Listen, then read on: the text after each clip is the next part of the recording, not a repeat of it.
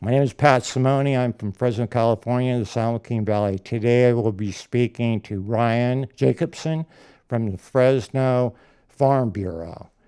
We will be speaking about water, pesticides, and basic health and wellness of agriculture. Hello, Ryan. How you doing? I'm doing fantastic. Excited to be here today. Excellent. Hey, why don't you go ahead and introduce yourself? Well, Ryan Jacobsen, CEO of the Fresno County Farm Bureau, but I wear lots of hats that I'm sure we'll talk to later in the day, but I come from the little community of East and South of Fresno, fourth generation California farmer, and love anything and everything agriculture. So what did you farm? So I have both almonds and wine grapes, Pinot Gris wine grapes. Oh, cool. I was browsing your internet and everything, your website. What is your mission statement? So we're around to promote and protect agriculture, and specifically Fresno County and California agriculture. But it's our mission at the Fresno County Farm Bureau to make sure we're not just keeping it viable for today, but watching out for that next generation. Yeah. Now, how long have you been around? For a long time. Huh? Yeah, we have been around since 1917. So Right. we just we're celebrating 104 years, and it's just an absolutely amazing adventure. I've been there for 17 of those. Yeah.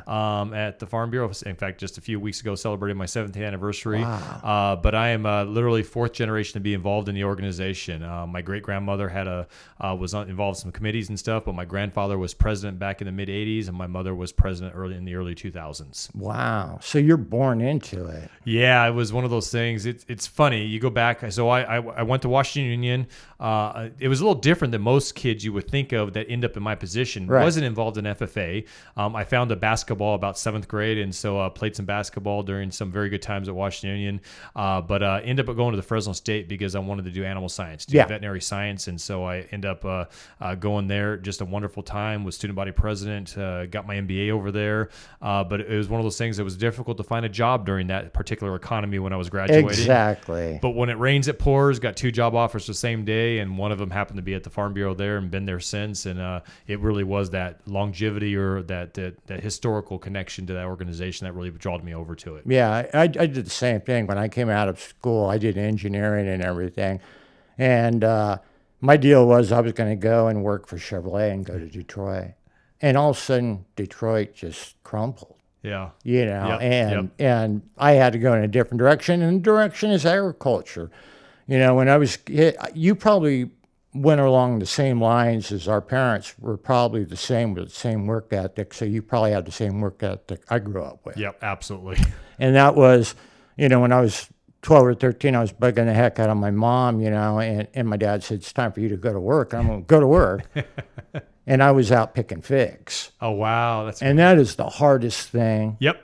I don't know. Did you do the same thing? Did you work? I started, so my earliest memories, I was driving pickup at 4. Yeah. Because Dad needed, he would have me pick him up at the end of the rows there and stuff. And so I was driving pickup. I was physically doing some labor. Did you sit on a box? Actually, it was one of the original Ford Rangers, so it was a tiny pickup to begin with. Yeah. So fortunately, you probably saw I'm a little tall here, so I did reach the pedals, but it was a stick shift. But the thing I learned when I was 4 is that all it was is Dad put it in the first gear and I drive it straight, and then I didn't even have to stop it. I would just turn the key off and then just let it glide to the stop. Isn't that something? Yeah. It was a different time for sure, Yeah. but definitely by the time I was getting to 8, 9, 10, extraordinarily more involved. I was one of those kids. Literally if I wasn't in school, I was at the farm with Dad and Grandpa. Absolutely. And then as I got older, by the time I was 11, 12, I was driving equipment, driving forklift, doing stuff like that. Me too. Yeah. And then every single, whether it was summer break, winter break, you name it, it was out on the ranch doing work there. I remember, and of course you'll probably laugh, you'll joke because it probably was even worse back in your day, but I think I was making $4, I think. That was a lot. Yeah, no, exactly. It was quite the deal there. So it was, but nevertheless, it was one of those things. It wasn't just, I wasn't doing it because I had to. It really was the love of doing it. Yeah. You do question that love on those 108 days when the humidity's high and you're trying to do things next to the ground level about 3 o'clock in the afternoon. But nevertheless, I did about everything and anything you could imagine on the farm there. Yeah, we came from a different time, and I don't know, do your kids ever get into anything? Do you expose them to? They're out there with me. They're now. out there yeah, now? they're gonna be a little distinctive for their generation because I do have them out there. I do have them. The oldest is 9 right now, so I got my oldest is a Maverick at 9 years old. I got my second Ranger is 6 years old, and then my youngest Trooper is a 4-year-old. So they're a little bit. They're just about there where the oldest is just about helpful at that stage. But yeah, they're out there helping to fix irrigation line. They're out there, whether it's cutting trees up, cutting branches up. That's excellent. Yeah. I mean, I'm a believer in it. Yeah. Kids don't have that. It's what made me what I am today. Yeah, so. that was just, what we did when we were young. Everybody did that stuff, whether their parents were in construction or whatever. That's what they did. Yeah, I'm of the generation. I do believe in the work-life balance, but absolutely, my work-life balance is the flexibility because there's times where the job needs done, whether it's 8 or 9 o'clock at night or 4 o'clock the next morning. You get it done. I mean, that's a little harder to find today because it's just where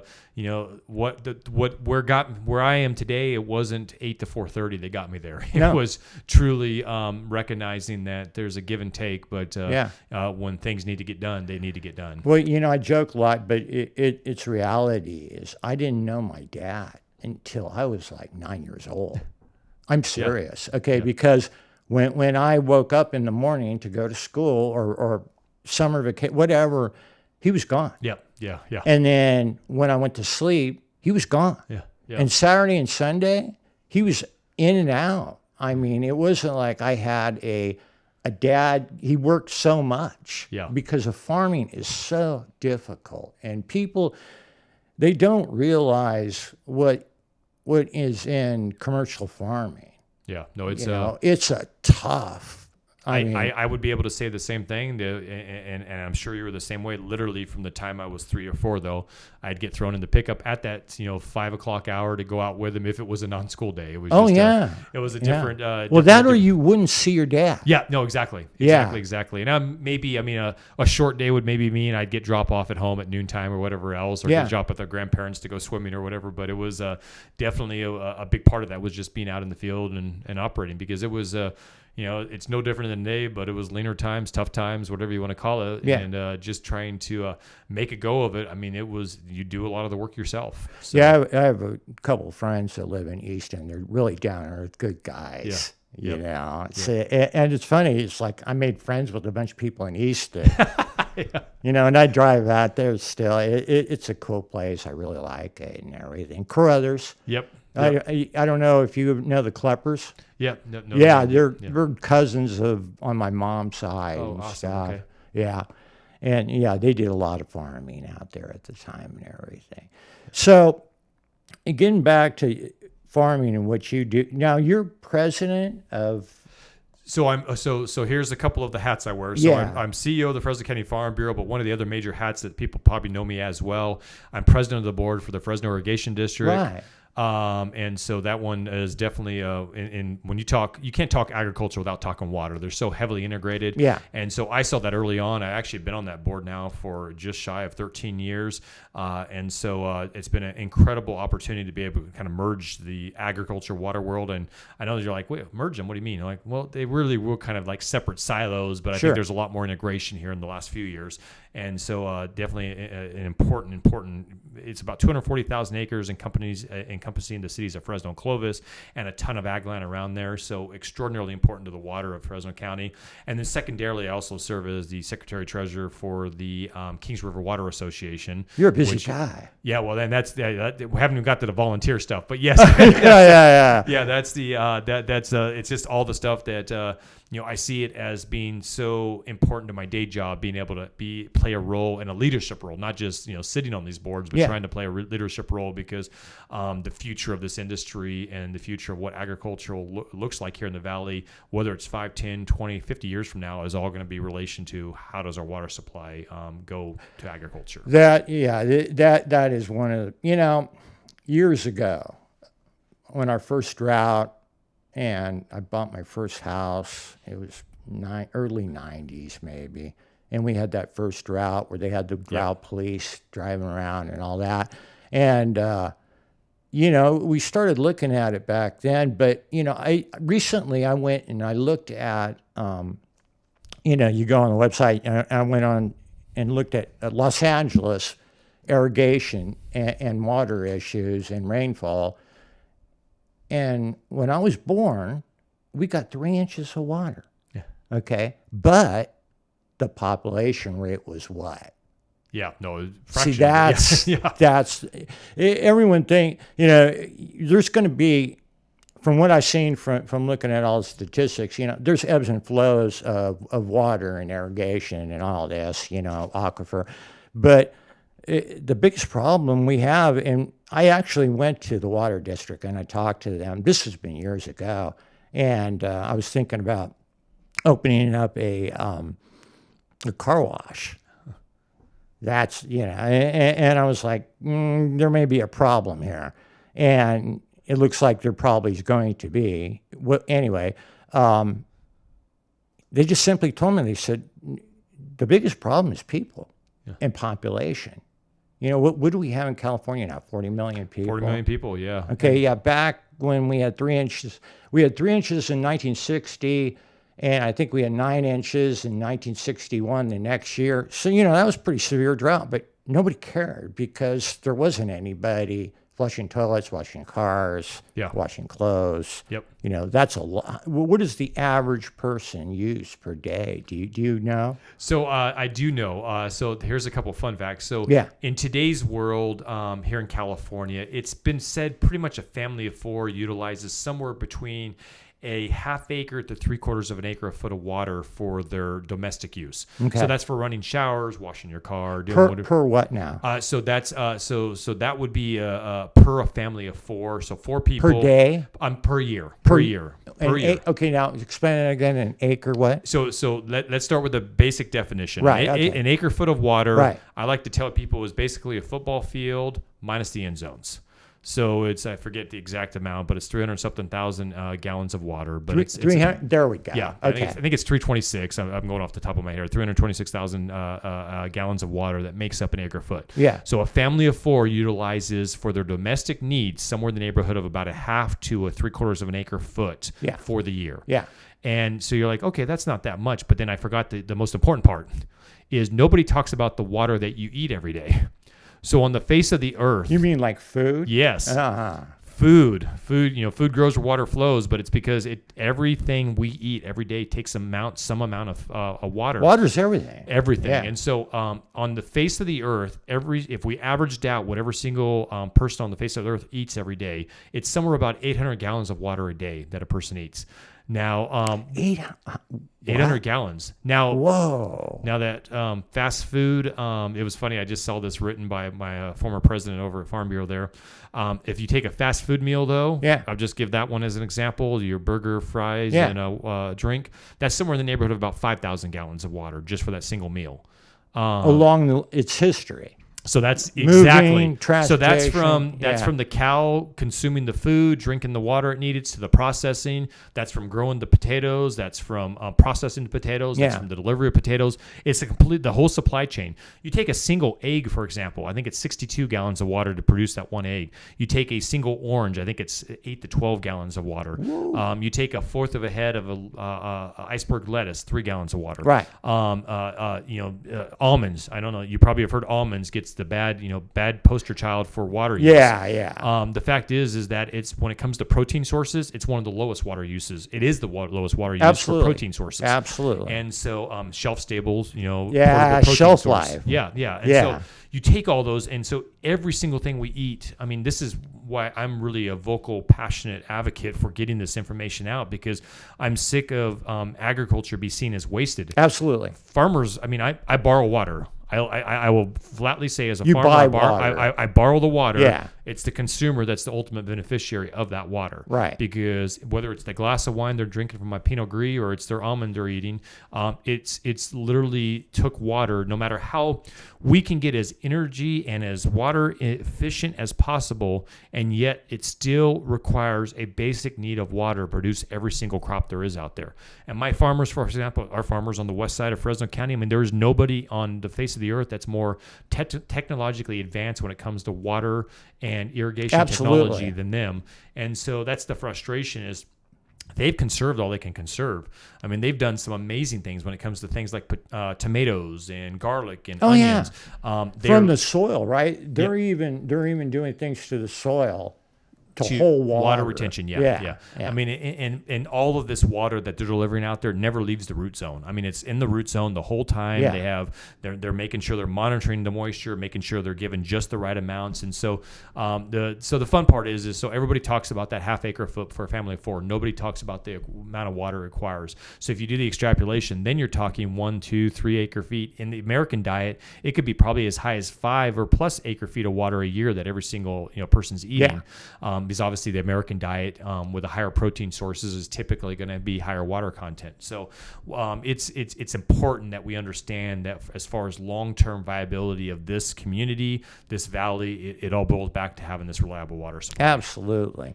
I was looking at some numbers, and like almonds and pistachios, you're looking at a $2 billion industry. Yeah, pretty amazing. Just in your area, right? The Fresno County alone. If correct me if I'm wrong on any of this. I mean, I averaged That's all correct. That's very, very close. Yep.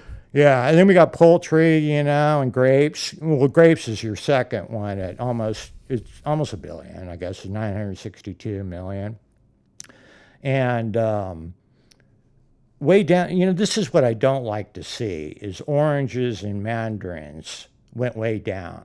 And I remember that we used to have a belt, a pretty big one. Yep. Now, did that go away? So that's a little misleading. Yeah, because that's why I wanted to ask. I was going to say those, if you were to combine those, they're way up top. It's because they've been separated out from one another. You mean the oranges and mandarins? Yeah. That's because what I thought. It used to be all the citrus together into one singular number, but they've and for obvious reasons, the popularity of these mandarins have skyrocketed. Right.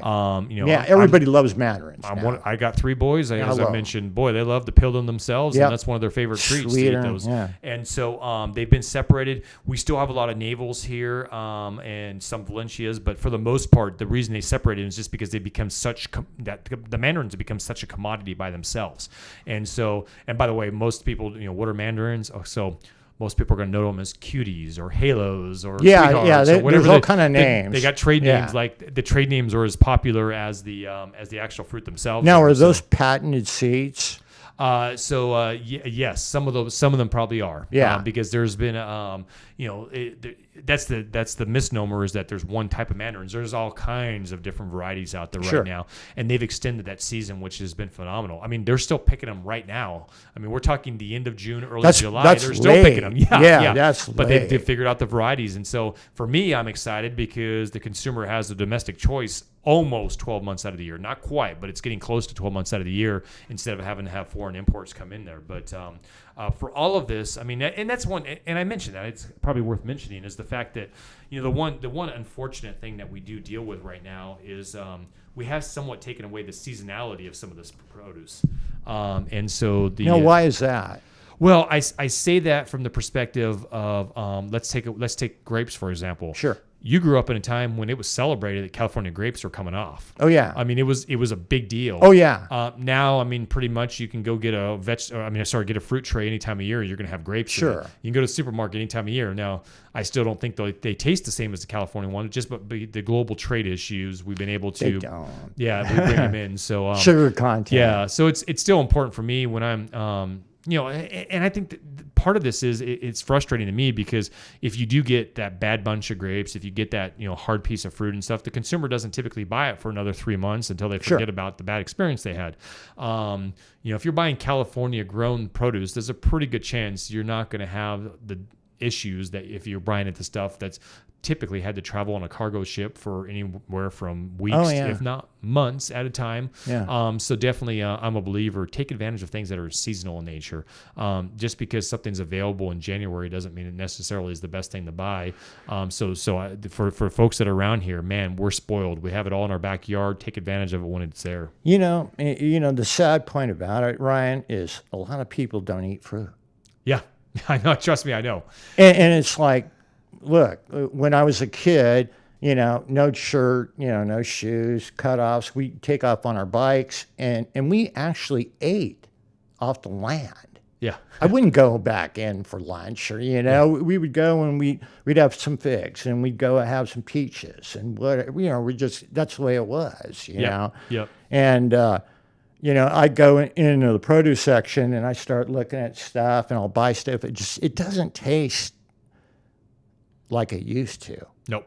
And I think it's because did sugar content change or something with the peaches and stone fruit? Well, the biggest thing is well, first off, if you're comparing to picking it off the tree versus buying it in the store, there's going to be a difference. Because, absolutely. The perishability. I mean, you're picking it at the prime. Yeah, I'm getting good fruit versus having the store. They're picking it slightly early for the consumer to take home and finish ripening themselves. So that's part of it. For some of these commodities, they have gotten sweeter because that's what the consumer wants.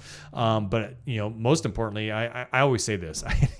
It's so funny in the day and age we live in. You'll have a consumer that's going to buy, organic cookies versus buying, a conventional, I using quotes, conventional piece of fruit, because there's nothing conventional about the way we grow today or farm today. But, I'm with you. We need our kids to be, and we got obesity crisis that's just. I am way diabetes on now. Diabetes and all the other chronic illnesses. And that's why I'm so passionate about trying to find a reliable water supply for this area. Yeah. Because the San Joaquin Valley is the answer to so many of these issues. Absolutely. When it comes to chronic types of illnesses. Absolutely. When we were kids, there was nobody that was overweight. Yeah. Everybody was skin and bones. And, I was an athlete, but I hated PE because it was a grueling thing. I mean, run a mile, do 10 these, do sit-ups, stuff. So my son, his name's Ryan too, and he went to Fresno State. And awesome. he became an attorney, moved to San Diego, and lives there now. Anyway, I'd go to pick him up at school, and I'd see these kids walking around the track, and I went, "What are these kids? They're in trouble, right?" And he goes, "No, why do you think that?" I said, "Because they're in their street clothes." He goes, "No, that's PE." I said, "PE." Right. Yeah. They should be running. So the curriculum has changed. The food has changed, like we're talking about. And from what I understand, it was like $1.50 more a day to eat right. Yeah. Yeah. Absolutely. And that's nothing. Yeah. I mean, that's $40 a month per kid to eat but right. With that said, we live in a convenient society. So if you go to the convenience side of things, that's going to be even a greater exaggeration of difference there. And not to pick on any one particular store or another, but just compare what it costs to get a meal that has, whether it's a hamburger and fries or a salad. I mean, there's a difference. There's a difference, and it's something that's important. Absolutely. I found something very interesting, and I wanted to run it by you. So we export a lot of almonds and pistachios to China, okay, which is fine. I'm all for whatever. So what they do is they make snacks out of their almonds and pistachios. I mean, all kind of snacks. They add spices, they put beans with them, but they use the protein of the nut, okay? That goes into a vending machine. Like a whole vending machine. Yep. Our vending machines, they're ugly. Yeah. They got all bad food. And their obesity rate is I think 14%. And ours is, it's I think it's like 2/3 for kids now. I mean, it's some absurd number. It's high school, you go, and clothes have changed. The size of clothes, I've never seen an extra large. I was like, what is that? It's right. Yeah. But it is what it is, but we got to do something about that. Yeah. And it's one of those things that, again, we grow so many of these products that are in their wholesome state or what you should be consuming. I'm as guilty as anybody. I mean, I need to do more vegetables, but I'm making a conscious effort to try to do that. More vegetables, more fruit. The fruit's the easy side. I mean, that's easy for me to do. I can eat fruit all day long. Oh, me too. The vegetable side, I'm still developing that taste. It is easier as I've gotten older to. I make smoothies. There you go. I do. I do the spinach and stuff, but I make sure, like we're talking about, I can see you eat right. I eat right. And we're elderly. Yeah. you know. And my son doesn't eat pastries and stuff because I brought him up that Yeah. way. Yeah. You know, I was like, this is, you don't eat chips, you don't do, and he doesn't like that stuff now. Yeah. I mean, he just like, my mom's like, grandma, hey, how about this piece of pie during, and he's like, no, and I'm like, God, I'm really proud of you. Yeah, And he's athletic looking and he's Yeah. thin, and everything. And he just says, yeah, Dad wouldn't let me eat any sweets when I was a kid. And I'm like, yeah, and it shows. But it's all back to availability, making sure we have availability of those products. I mean, and you hear this term food deserts. I mean, it is in some places, whether it's here in the valley or throughout the state, it's hard to find fruits and vegetables and easy access. And so that's an issue that we have to, a hurdle we got to get over. And it's just the affordability of them. We got to make sure that it's hard. And it's hard to be, it's sometimes difficult to find them in a lot of places, believe it or not. In the valley? Yes, believe it or not. You go into very large tract neighborhoods and to try to find, I mean, there's convenience stores everywhere. Convenience stores aren't going to have your fruits and vegetables, and to sometimes find a reliable, a place that has fruits and vegetables is not necessarily easy in some places. So that's an issue. Interesting. That's an issue that I know local leaders have worked on before and try to continue to work on because, it's still, I mean, for some people they're surprised, but there's still a lot of people in this community that don't have cars, that don't have reliable transportation.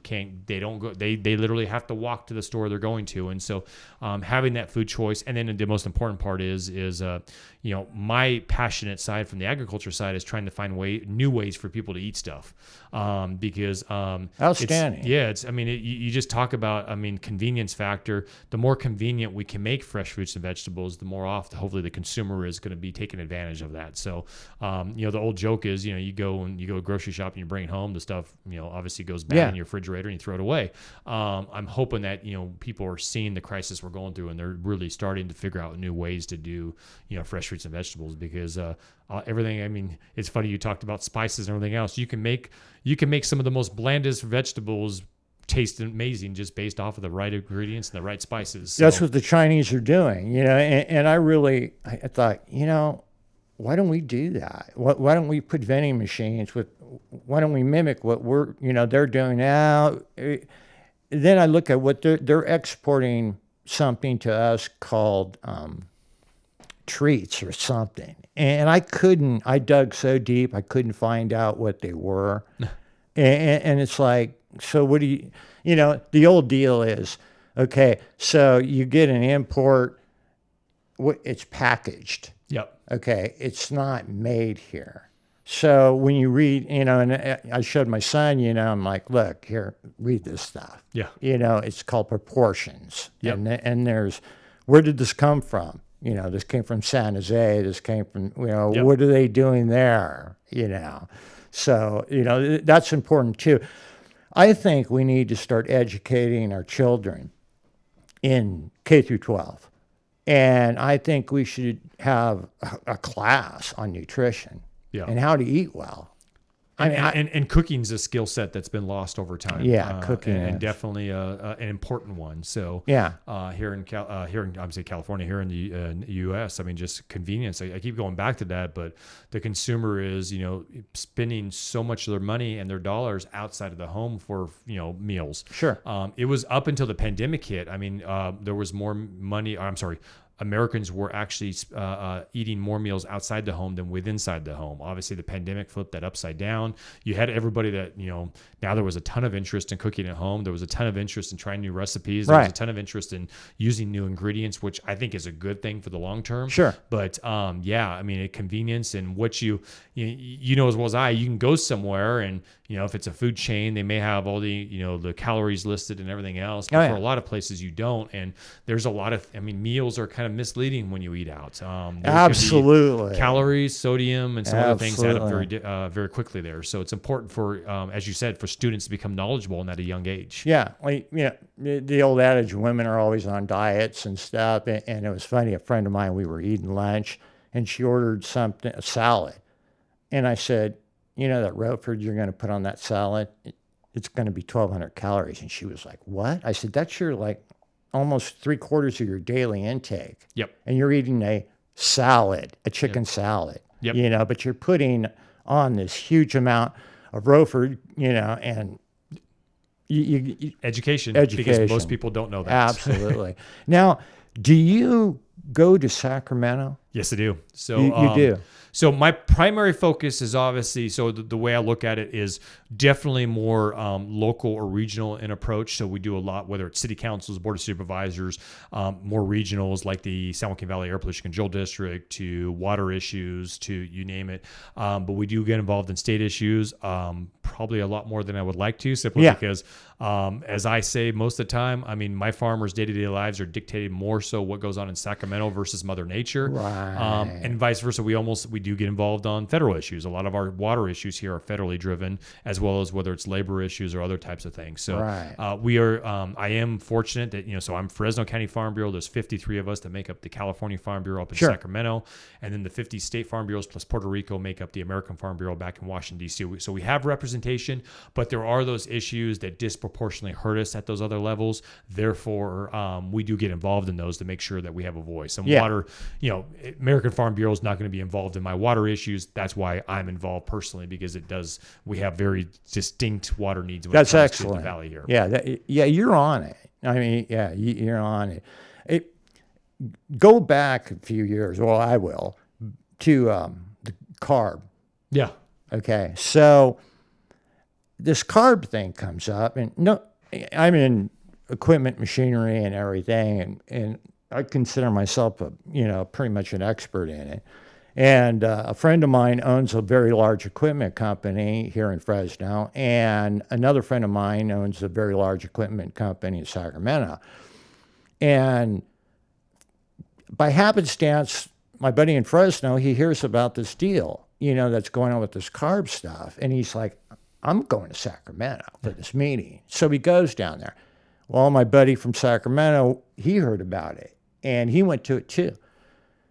And they came back, and I heard from both of them. And they said, do you know we were the only two people there? I said, what? And they said, we were the only two people representing equipment, farm equipment. And I'm like, wait a minute. It goes from San Diego to, the statewide.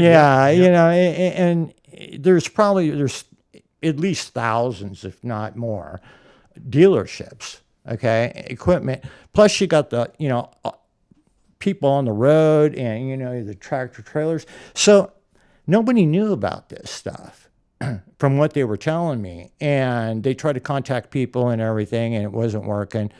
And they said, they just made numbers up, and they don't know how they're going to get there, or we're going to get there, and then that's it. Yeah, and then that was it.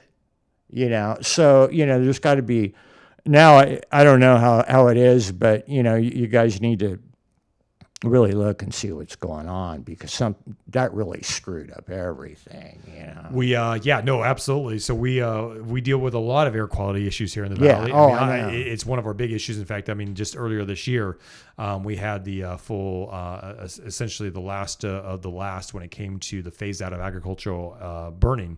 And so by basically December 31st, 2024, which is only 2.5 years away, we got to have all agricultural burning out of the valley. And that's inclusive of, vineyard removals, orchard removals, all that kind of stuff. So there's no more burn days. They're shrinking by the day. Yeah. And so those, just this week, we were working on a demonstration with locally here with Nisi Farmers League to come up and try to find alternatives. And the alternatives are all extraordinarily more expensive. When I say extraordinarily, you're talking 3 to 5 times more expensive, very labor intensive. And in the case of the vineyards, very labor intensive, because vineyards are, historically you just push it and burn, and a lot easier than having to remove stakes, remove wire, and make it much more conducive for those chippers or grinders to go through, because a lot of those pieces of equipment don't like metal. They don't like that metal go through them. And so, it's hard. You're taking that's even more time consuming. Yeah. So now you got to, fine tune everything to get nails. Who knows what's in stuff? Yeah. And so that's the biggest thing out of all this is that, we go through that. We have the equipment rules, and, we're having to replace literally billions of dollars of on-farm equipment, from pumps and engines to tractors to harvesters. Those all add up, and so I think, the messaging for the day as we're having this conversation about Sure. what goes on is I think the biggest thing is there's no single rule that undoes, the family farmer and the ability for them to go forward. But the fact is, it's just the death by 1,000 cuts. There's so much going on within such a short amount of time that the complexity and with crop prices, they're not really overly good right now. They're okay, but a lot of folks, you're not making what you were making a decade ago. Well, fuel prices are. Yep. See, people do not understand. You got fuel, you got water, you've got all this EPA, CalOSHA stuff that you got to learn how to do and do correctly and everything. You've got insects. Yep. What are we doing with insects right now? How's that working? That's part of the issue of being in California. So, so when you come to pesticide registrations, and by the way, I'm a vocal advocate when it comes to pesticides. Pesticides somehow has come to mean a dirty term, a bad word. Oh yeah, Agent Orange. The fact is that the pesticides we utilize today, and when I say pesticides, that's inclusive of organic. Agriculture. Sure. Organic agriculture uses pesticides. Again, one of those things. You talk about education. Most people don't know that. Yeah. But pesticides is essentially a generic term used for crop protection tools that help us deal with weeds, help us deal with insects, help us deal with funguses, mildew, that type of stuff in grapes. And so when I say generic term, it's what the tools that we have at our disposal are so different today than they were just 5, 10, 20, definitely 50 years ago. And so we continue to get more softer, targeted types of materials. But the thing in California is that the other 49 states basically follow the federal registration process for new pesticides available. California has its own process.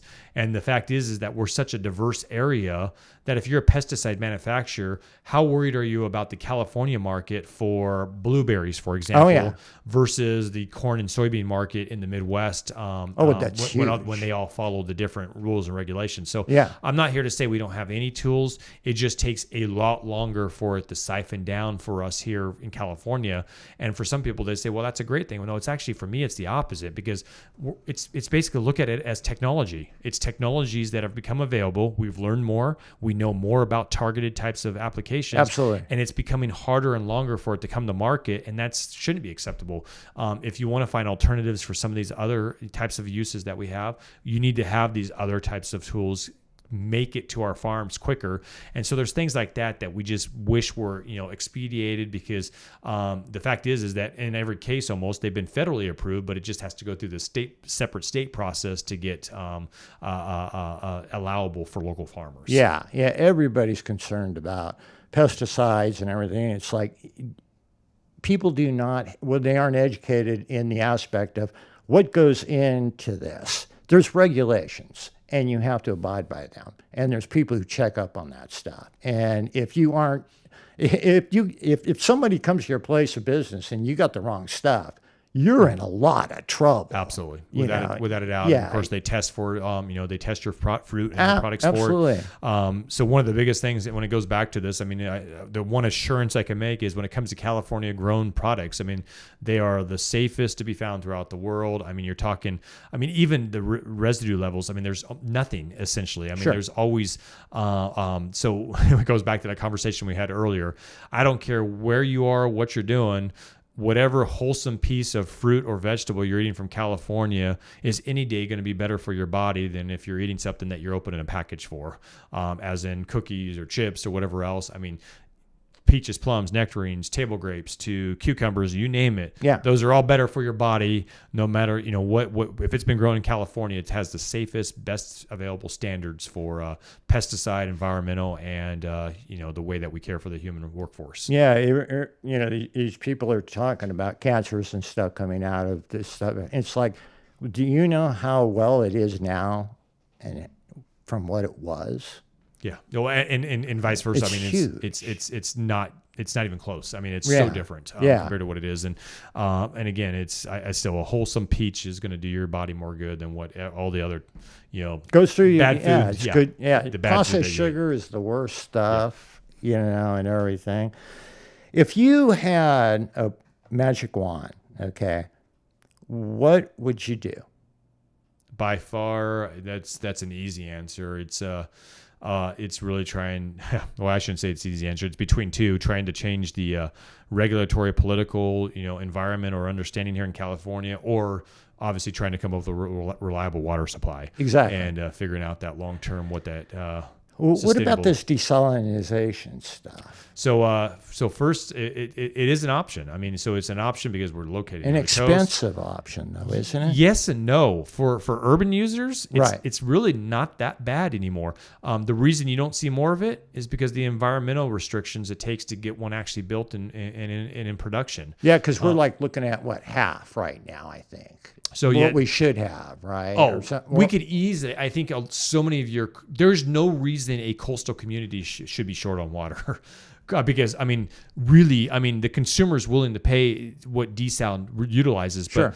it's the environmental restrictions. I mean, because there's issues in just getting permitting. The permitting process will take you years and years and years here in California. Secondarily, If they get approved. if there's a big Yeah, asterisk mark if. on if. Oh, yeah. And then secondarily, it does boil down to the energy. It is energy intensive. So you do need a reliable energy source, cost-effective energy source for you to do desal. Absolutely. So what you see, particularly in the Middle East, where desal is extraordinarily common, Right. is they're using nuclear power. Yeah, So, they're cheap too. Their energy is very, very cheap, and ours is very, very expensive. yeah. You So know, and that's, PG&E. and that's a huge component in the desal is energy. Yeah, that's a big deal. So that would be your wish list as far as, helping everybody out. Now, as far as land has shrunk. As Farming land. And worldwide crop has gone up, or yeah, worldwide, yes. Here in California, we've seen if you compare it to the 70s, we have seen a slight increase. As far as productivity, has well more than doubled since the 80s. The amount of crop we're getting, or the amount of unit of whether it's land, unit of energy, nitrogen to water to you name it. That unit has exponentially increased the amount of crop that we actually get, and it's a combination of it's science, technology. Sure. We have better varieties. We have new rootstocks. We have new all of this. We have new machinery. Let's take the processing tomato. Sure. The boring old processing tomato. What we've been able to do in 20 years. That crop historically, and by the way, when I say that crop, it's extraordinarily important to our west side. We grow approximately 95% of the nation's processing tomatoes, and that represents about 40%, I think, of the world's supply of processing tomatoes. It's big. And processing means if it ends up in a can, jar, you name it, if it's on your pizza, it's processing tomato. In 20 years, we went from a crop that historically it took about 36 inches of water, 3 acre feet of water to produce a crop of somewhere in the neighborhood of 25, 30 tons per acre to today. We're utilizing, because of buried irrigation tape, we use about 16 to 20 inches of water, 18 inches of water. So half. It's literally half of what we were using before, and yet our tonnage is somewhere in the 55 to 70 range as far as tons per acre that we're getting off. So incredibly more efficient, and it's all because of new breeds, new varieties, new abilities to deliver that water to the root zone there. And so that's just one example. There's tons of other examples out there, but we continue to push the limits, but it goes back to we still need a basic assumption of some kind of water going into it, and we still have that basic need of being able to have the other inputs to make it all happen. Yeah, I don't see, and we kid a lot, and it's like I don't see how farmers, how they do it. It's it's not cliche to say it's getting more difficult. It is. They're big business people. Yeah, they aren't. Yeah. Well, and I'm glad you said that, because I remind people all the time. So farming without a profit is gardening. Yeah. And so we are first and foremost a business. We are a business. We have to make it. You got to stay in the black more years than you stay in the red, because it just doesn't work out, and that's becoming harder to do. Fun fact here is there was a study done by Cal Poly over in the Salinas Valley on regulatory cost. And over a 10-year period, they followed the lettuce industry, and over a 10-year period, their regulatory costs went up 8 times. Not an 8%, 800%. It went up 8 times Whoa. over the course of a decade. And so those regulatory costs, I mean, you still have, we as farmers, I mean, like it or not, we're price takers, not price makers. Right. We're taking because we have foreign competition, we have foreign markets. That there's been a major consolidation of the retailers, the Walmarts, and those folks. There's fewer of them that are selling our food. Right. So therefore, they dictate the price a lot more. And so for us, it's extraordinarily important for us to be able to make it up on production because your price per unit has slipped over the years. Sure. And so we got to increase that volume. We got to do better. But the one thing that's just more and more difficult is making up for those regulatory costs. It's very, very difficult to continue to have the increased costs that are pushed down on you and not be able to push that on to either the consumer or the retailer. Yeah. Hail, cold, the price of energy. Have you ever been in a hydrocooler? Hydrocooler? No, I have not. Yeah. See, like U.S. cold. So I'd go over there and they'd go, okay, here's cold, here's freezer, and here's hydrocooler. Okay. Is that the negative 30, 40? Yeah. Okay. And they'd get a kick. It'd be like a date today, and I'd go over there and they'd go, come on, show you this, and I'm like, I'm dressed like this, and I'd go in there, I'd go, oh, it's pretty, anyway, freezer, yeah, it's just all right. And they go, okay, hydrocooler. And I'd go in there and and they'd laugh, they go, get out of there, and these guys are wearing spacesuits. Yep. And there is these huge, everybody's got, that's why almonds is a good deal. You don't have to freeze them or cool them or anything like that, and the cost efficiency and everything. So it's a good thing. Anyway, I'm very impressed with you. You're highly educated, and we're lucky to have you here in Silicon Valley. I'm lucky I've been able to be such an Very advocate for lucky. the industry because it's something I believe in. I'm hoping long term we have a viable agricultural community here. And I know that sounds crazy, and we are currently the number one agricultural county in the nation. Absolutely. But I always remind folks, do you know who was, so Fresno County held that title for about 60 years with the exception of 1 year between the late 40s and 2011. The drought hit then, and we lost that title. It's been shifted back and forth between Tulare, Kern, Fresno. But do you know prior in the 1940s who the number one ag county was? In the 1940s? No. We took the title over from Los Angeles County. And so you put that in perspective. I mean, it is possible to lose something you thought was so important. What were they doing that they were so high? Oh, what were they? Really, everything? That was ag. It was everything. It was really lots of citrus, but there was. Well, so I know, much, Orange County oranges. And then strawberries, maybe back then. Vegetables, tons of vegetables. Yeah, there was vegetables, dairies. Don't forget Chino down there. That was a huge dairy area. But, unbelievable. It was just the shift and what occurred, and it's just a reminder that we can't take for granted what we have here. I mean, it's 170, 180 years of infrastructure that's been developed, and, right.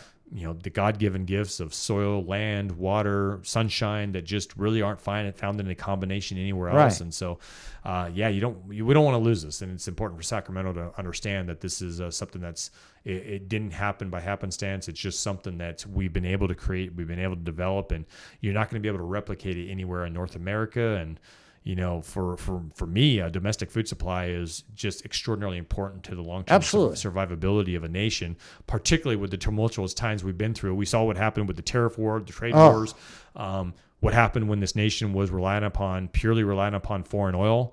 And so, look what happened to Japan during World War II and the ability to feed themselves. And so much of that is making sure we that message, I think, does resonate with people to understand. Yeah. Well, I've been in it too, and I agree with you 110%. Before we wrap this up, what can we do to help you? A great question. So I said this a couple of times. First and foremost, buy that California grown label. Look and see where it's packed from. Look for where it's coming from. Do the simple thing. Buy California grown wine. I mean, it's things like that it's an important reminder for folks just to turn over that package when they're at the store. You'll be surprised how much of where it may have come from. Correct. So that's number one. But here locally, if you're in the Central Valley, I mean, the biggest thing is just be as I say this tongue in cheek, an advocate. Help out just be able to understand what's going on. Understand the issues. Make sure when it comes to the ballot box, I mean, the ballot box drives my day-to-day life more so than Mother Nature, what they throw at us. Oh, yeah. Because I can talk all day on water. I can literally sit here and talk 4 hours of water and the issues that we have here. But so much of that is more now politically driven than what Mother Nature throws at me. Absolutely. Mother Nature was short this year. I'll give you that. Yeah, she yeah, was yeah. very short. Yeah. But there was still water available. Oh, I know. And my farmers are still facing a 0% allocation on a year like this year. I know. So, And that is terrible. so the fact that, Northern California was at 60+%, right. and my farmers are at 0. Yeah. There's an issue. I'm Yeah. not saying they should get at 60, but No. we couldn't find 10% allocation. There's things, those numbers that just don't resonate. And So is everybody pumping?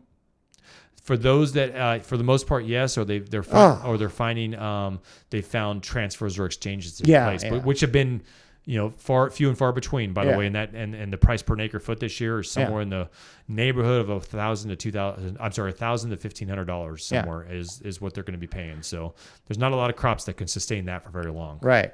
I know your organization depends on donations. That's correct. Yeah. Okay. And how do we find you and donate? Fantastic question. Very easily. Two easy contacts here. You can either do our website, which is fcfb.org, the acronym for Fresno County Farm Bureau, so fcfb.org. You can email us anytime, info@fcfb.org, or phone number 559-237-0263, 559-237-0263.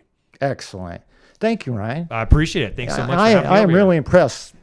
Have a great day. Thank you much. Okay, bye-bye. Thanks for having me. My name is Pat Simone, and I wanted to thank Ryan Jacobsen for coming today and spending so much of his valuable time with me. He's a very educated, intelligent person, and we're very happy to have him in our farm community. Thank you.